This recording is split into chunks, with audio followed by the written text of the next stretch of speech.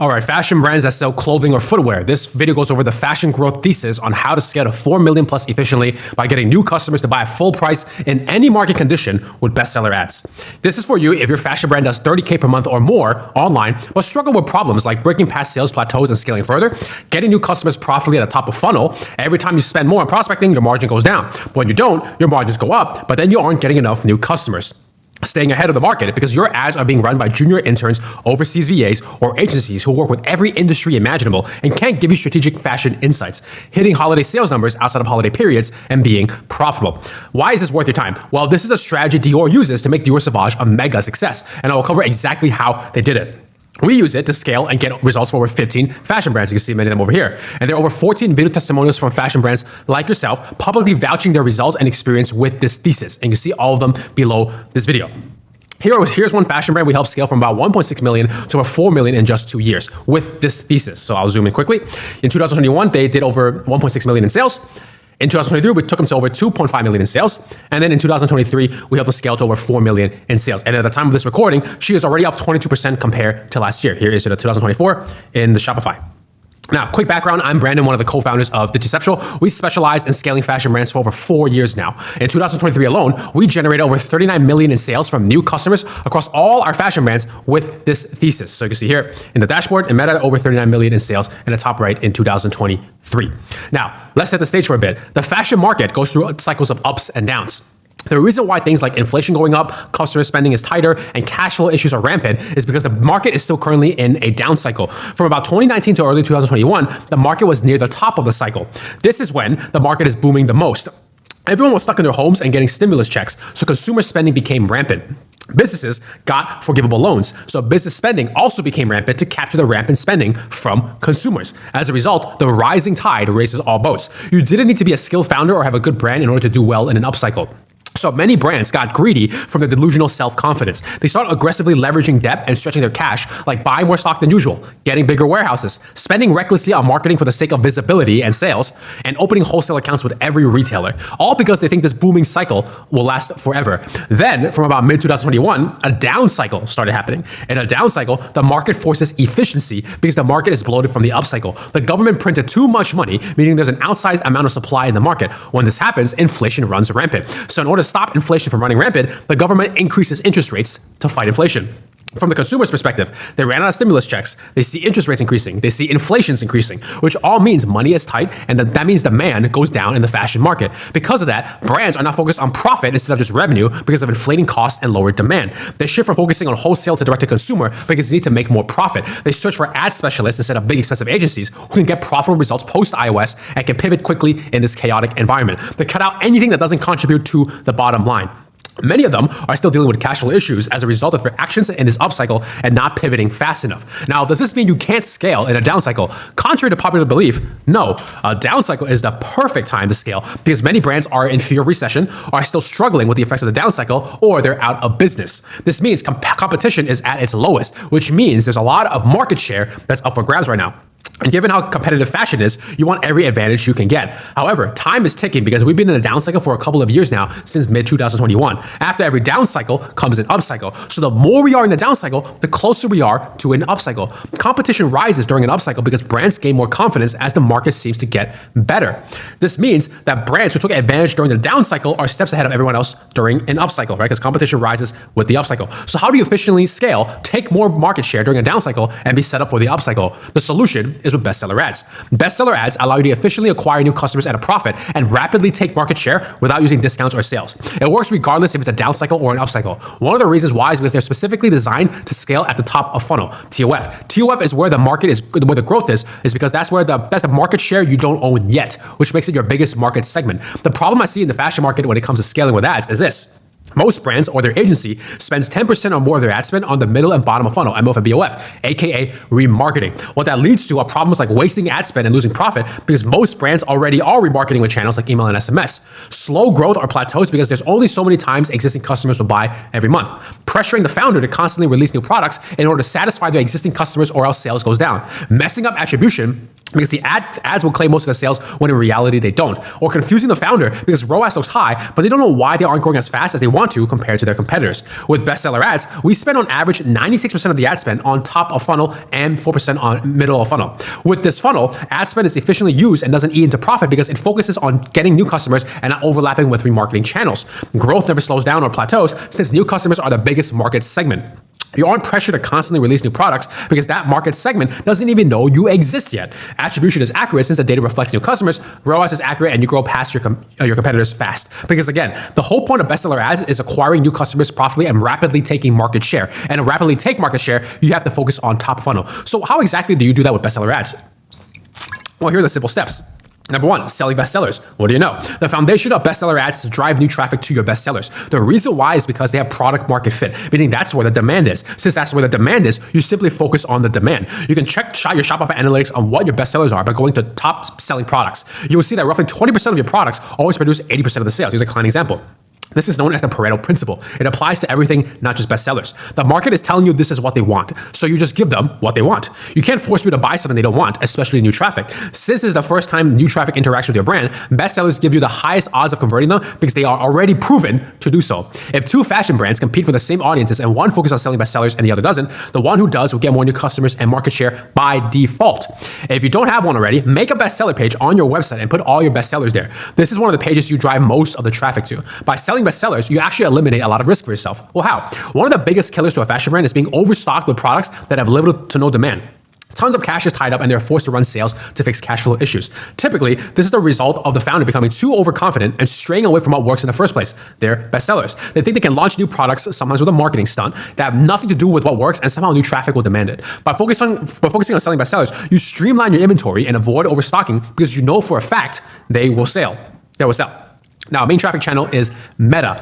Meta is still one of the top platforms to get new customers and scale long term. When the market was near the peak of the upcycle, everyone was saying TikTok ads and UGC were the way to go instead of Meta. Suddenly, all these TikTok and UGC agencies started popping up out of nowhere. When the down cycle started happening, Meta started facing more lawsuits and Apple iOS 14 happened. Again, everyone was saying Meta is now dead. When all this was happening, we stuck to Meta because one, we knew in the long term, this hype will die off and people will come crawling back to Meta. Two, Meta consolidates competition.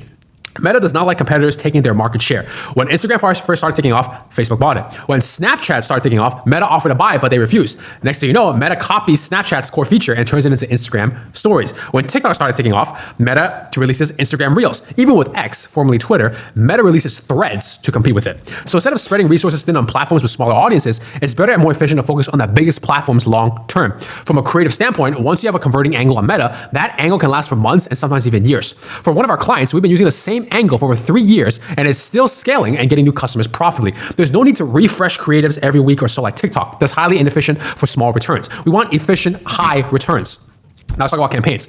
I will focus on TOF campaigns since that's our main strategy. MOF will be covered briefly after. In all TOF campaigns, these are the audience we exclude. All customers lifetime, labeled exclude this. All email subscribers lifetime, labeled exclude this V2. Anyone who has visited the website in the past 180 days. Anyone who has engaged or visited Facebook and Instagram in the past 180 days. All customers and email subscribers are lifetime because in Klaviyo, we set up an automatic connection that adds new customers or email subscribers to their respective lists. This way, the exclusion audience is always updated on Meta.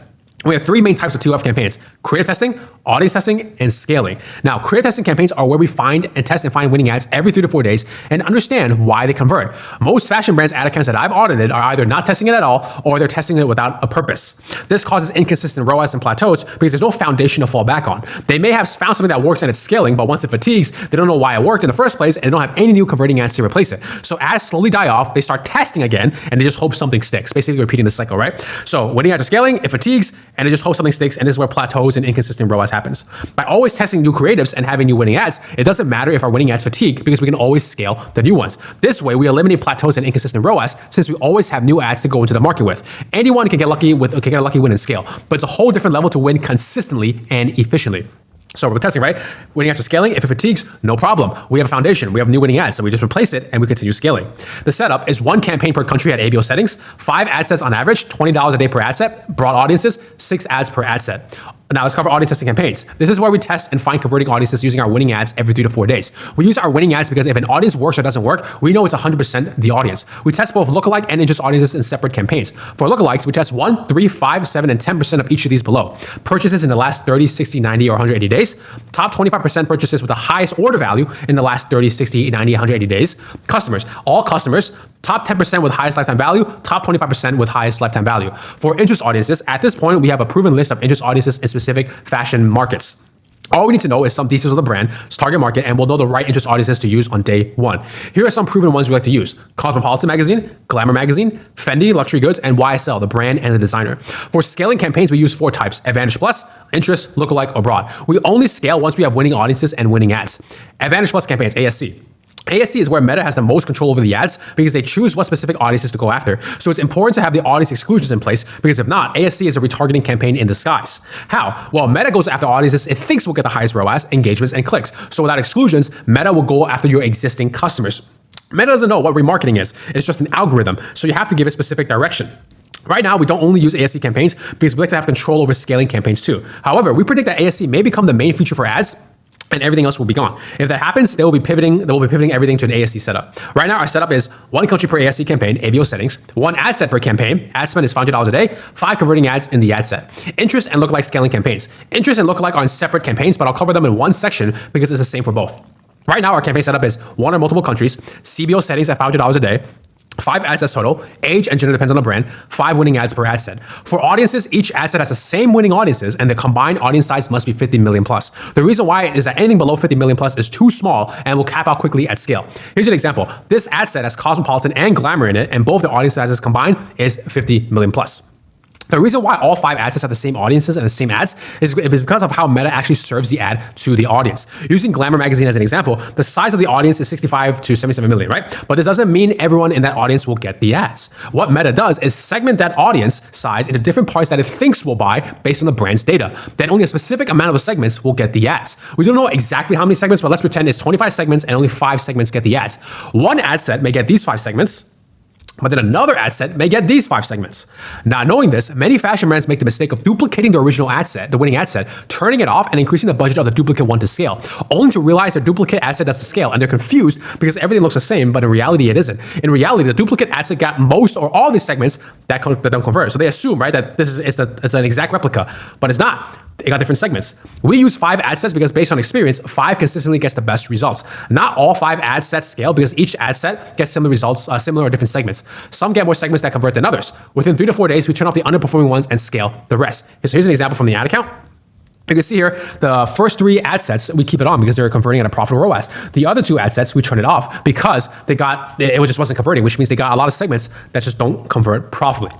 Now, broad scaling campaign. All we do here is take the winning ads and scale them into broad audiences, meaning no custom lookalikes or interest audiences, just age range, gender, and location. We've already proven broad audiences work because we got converting ads in broad audiences from the creative testing campaign. Right now, our setup is run broad campaign with ABO settings, 5 ad sets, each ad set is $75 a day, 5 of the same converting ads per ad set. There are 3 ways we scale TOF campaigns. Our go-to is increasing ad spend by 20% a day as long as it's profitable. Vertical scaling, we increase ad spend by 30% every 48 hours. It has to be every 48 hours to make sure ROAS is stable. Or what we call quick fire scaling, we increase ad spend by 20%, wait 2 minutes, and then increase by 20% as long as the learning phase doesn't reset. Now, MOF campaign. For MOF, the audience we retarget are anyone who engaged our Facebook and Instagram the past 180 days, and anyone who has visited a website in the past 180 days. Each audience has its own ad set, and the ad spend is divided equally between them. If video ads are performing well for a brand, we also include anyone who viewed 25% of a video as an audience. In this case, the ad spend is split 3 ways equally. Each ad set has 5 ads, and the ads are usually ones that show positive reviews and testimonials from customers. Sometimes we make some top performing ads from TOF campaigns here as well. Now let's cover creatives. These are the 4 types of creatives we don't use for ads: fashion runway shows, commercial style, text overlay, or curated UGC. The reason we don't use fashion runway shows or commercial style is because they are inefficient. They cost a bunch of time, money, and energy for only a brief moment, which means brands can't test and replicate this at scale. The reason we don't use text overlay on still images is because we've tested this extensively and it never yielded positive results. The reason we don't use curated UGC is because it's a dying gimmick in fashion. The market recognizes similar creators with similar scripts. From our experience, curated UGC lasts on average 2 to 3 weeks. Whereas the creatives we use, which I'll cover after this, last for months and years. There's no point in paying more for a creative just because it's created UGC if it doesn't outperform creatives that shot with a simple camera or iPhone. The main underlying reason we don't use these 4 types is because they are inauthentic. The market wants authenticity, not fancy runway shows or well put together commercial-like campaigns. Instead, we use what we call raw creatives that have minimal editing and clearly shows the product. These convert new traffic because they are authentic and feel organic. The 2 types of raw creatives we use are still images and video. None is better than the other. It comes down to the brand. For still image creatives, we use product only, product on a model lifestyle setting, and a collage. For videos, we use static image GIFs. So here's an example of it. Boom, boom, boom, right? That's a static image GIF. Video GIFs. So instead of image for image, it cuts from video to video, as you can see here. And product modeling videos. So I'll quickly go over this one. One model just showing one product, just like that. Now, you can see none of them take a lot of time, money, and energy to make. It's very efficient to make at scale, which is what you want. Now let's talk about copy. The way we write copy that converts is simple and direct. Nothing fancy or over the top, just like raw creatives. It's 1 or 2 lines that communicates the brand and what they offer. If we use emojis, we only use 1 or 2. We very rarely use hashtags. If we do, it's only 1 hashtag. Most importantly, we don't promote discounts and sales in the copy. The reason for this is because we want new customers that buy because of the product and the brand, not because of the discount. If a new customer comes in because of the discount, their first impression of the brand is that it's a discount brand. In the short term, there's a huge amount of sales, but in the long term, the brand value declines. I've seen many cases where a brand launches new collections and they don't sell well at full price because they have been abusing discounts for too long. That is a situation you want to avoid being in the first place. Now, types of ads. Besides single image or video ads, we like to use carousels and dynamic catalog ads, which is DPA. Carousels convert new audiences effectively because it allows the viewer to window shop the brand by clicking through multiple creatives, as you can see here. They get a feel for the brand and what it offers since it's new to them. We've also found that even if a product and a creative is out of stock, it doesn't affect ROAS because there's other creatives in the ad. Unlike a single image, where if a person clicks, the main reason they clicked was to get that specific product. So if that specific product is out of stock, people complain and the ad has to be turned off until more stock comes. Whereas with a carousel, people rarely complain and the ads can keep scaling despite certain products being out of stock. It's like window shopping in person. Some of the items on display may or may not even be in stock, but the whole point of the display is to get people in the door. Once they're in the door, a percentage of them will convert, and that's all that matters. For DPA catalog ads, there are 2 ways to do it. Either we make the catalog or Meta makes it. If we make it, we advertise a specific catalog of bestsellers. We test DPA early in the creative testing campaign at $75 a day, and 1 ad set for 5 days to see if it works or not. Now, attribution and tracking. The ad account is always 7-day click, 1-day view. For softwares, we mainly use Elevar because they send conversion and first-party data back to Meta directly.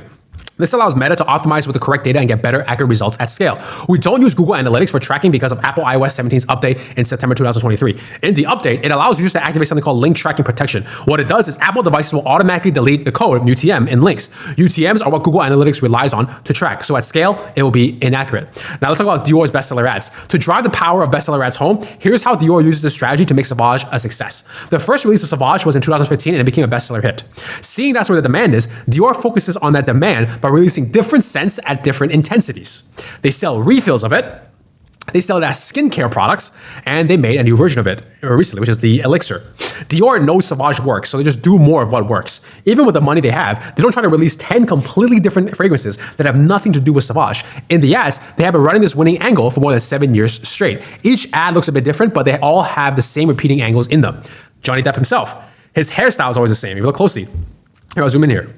His hairstyle is always the same. The same tattoos are always showing. His facial hair is always the same. He always wears that specific jewelry. It's like beads. It's not silver or shiny gold, right? His clothing is wild and loose, sometimes even no clothing. He's always outside in nature. And the ads are always in shades of blue. Maybe now you can't unsee it now. Dior doesn't need to completely change angles for over 7 years because this is what works. To this day, Dior is still signing Depp to be the face of Sauvage because they know he converts. They just re-signed him for a new 3-year deal. This shows the power of selling bestsellers, Sauvage, with bestseller ads, which is this and these angles.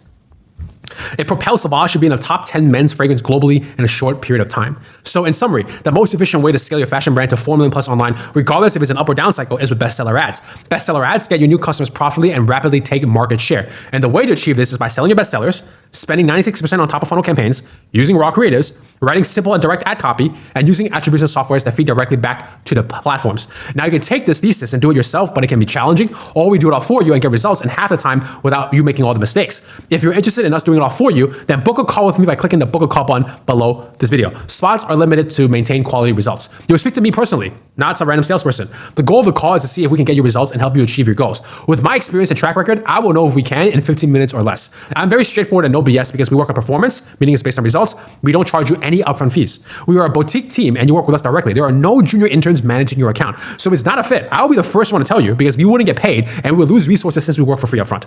Once you book a call, you will also get bonus access to a document that goes into more detail on how we execute this thesis. For example, I share more raw creatives we use right now, how to make them, etc. So you can use them as inspirational model after them. So here's a snippet from the document. I show you how do we make static image GIFs that convert new customers.